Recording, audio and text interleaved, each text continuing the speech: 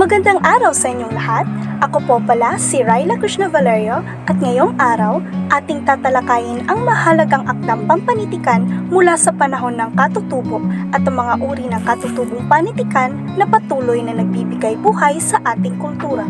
Alamin natin kung paano ang mga ito ay naging pundasyon ng ating pagkakakilanlan bilang mga Pilipino.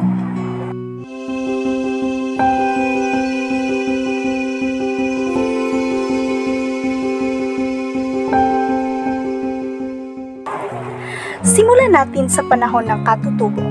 Bago man tayo sakupin ng mga dayuhan, ang ating mga ninuno ay mayaman na sa panitikan. Ang mga akdang pampanitikan sa panahong ito ay kadalasang pasalindila o ipinapasa mula sa isang henerasyon patungo sa susunod. Narito ang ilan sa mga pangunahing anyo ng panitikang ito. Unahin natin ang alamat. Ano nga ba ang alamat? Ang alamat ay isang uri ng kwento na nagpapaliwanag ng pinagmulan ng mga bagay, lugar o mga tao. Karaniwan ito ang naglalaman ng mga elemento ng kultura, tradisyon at paniniwala ng isang komunidad.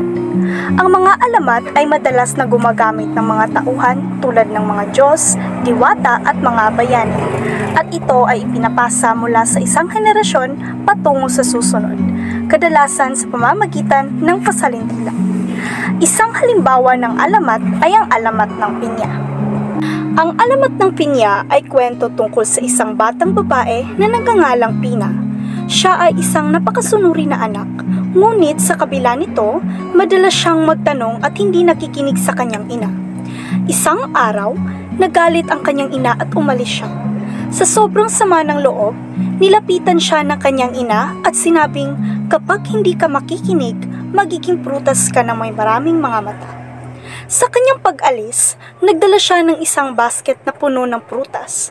Ngunit, habang siya ay naglalakad, bigla na lamang siyang naglaho at naging isang pinya. Ang kwentong ito ay nagbibigay ng aral tungkol sa paggalang at pagkikinig sa mga magulang. Ang mga mata ng pinya ay simbolo ng mga tanong at pag-aalinlangan ng batang si Pina na nagiging dahilan ng kanyang kapalaran. Ang alamat ay nagpapahayag ng halaga ng komunikasyon sa loob ng pamilya at ang mga kahihinatnan ng hindi pakikinig. Ang mga alamat ay hindi lamang kwentong nagbibigay aliw, kundi mga aral na nagbibigay ng kahulugan at paliwanag sa ating mga karanasan. Ang mga ito ay nagsisilbing gabay sa ating mga desisyon at pagkilos sa buhay. Sunod naman ay ang kwentong bayan. Ang kwentong bayan ay mga kwentong bayan na sumasalamin sa mga karanasan, kaugalian at paniniwala ng mga tao sa isang komunidad. Madalas itong naglalaman ng mga karakter na kinakatawan ang mga tao sa lipunan. Isang magandang halimbawa ng kwentong bayan ay ang kwento ni Maria Makiling. Siya ay isang diwata na nakatira sa bundok Makiling. Siya ay kilala sa kanyang kagandahan at mabuting puso at madalas siyang tumutulong sa mga tao sa kanyang paligid. Sa kwentong ito, nagkakaroon ng isang tao na umiibig sa kanya. Ngunit, siya ay nag-aatubiling ipakita ang kanyang pagkatao dahil sa kanyang pagiging diwata. Ang kwentong ito ay nagpapakita ng temang pagmamahal at sakripisyo.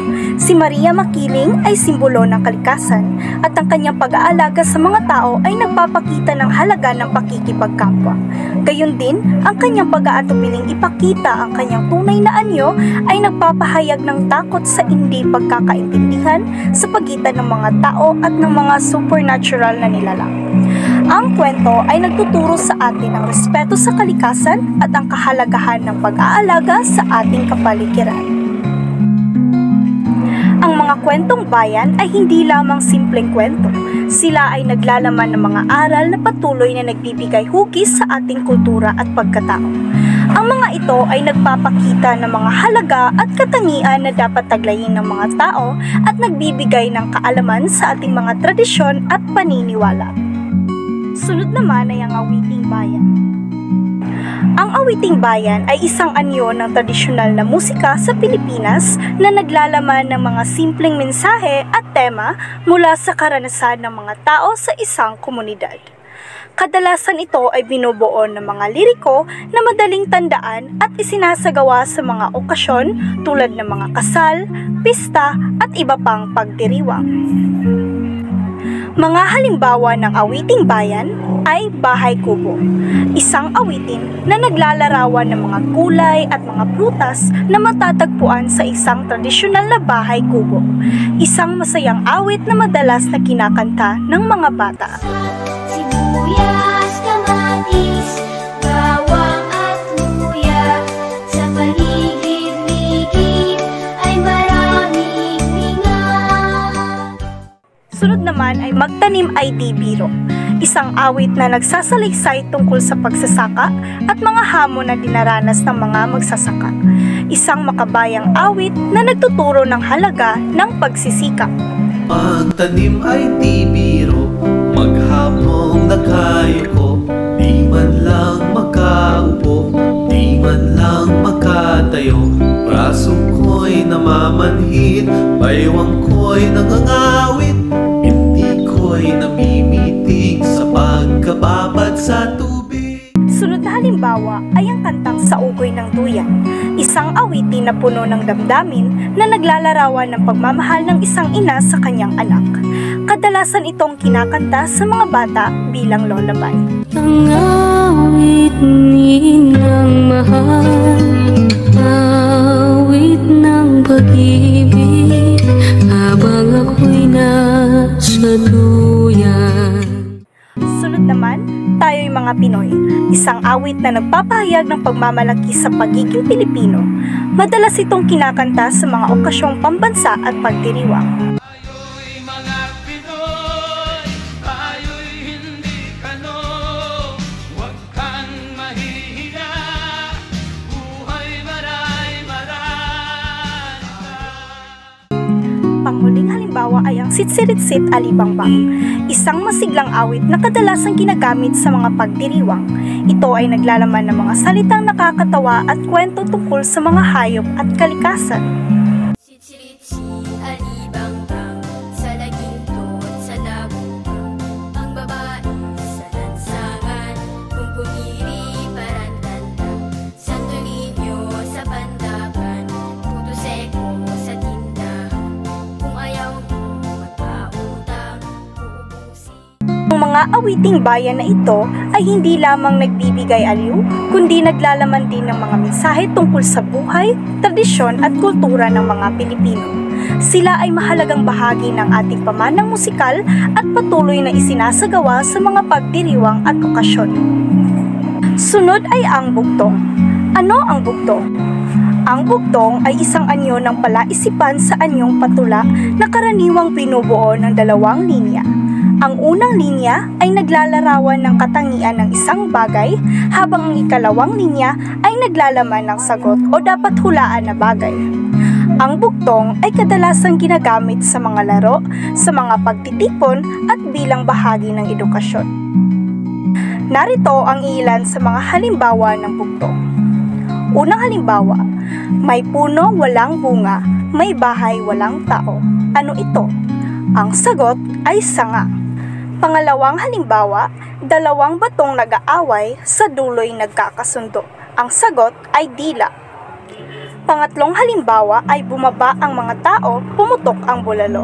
Ang sagot ay labanos. Panghuling halimbawa, hindi tao, hindi hayop, may katawan na nilalang. Ang sagot ay kalamnan.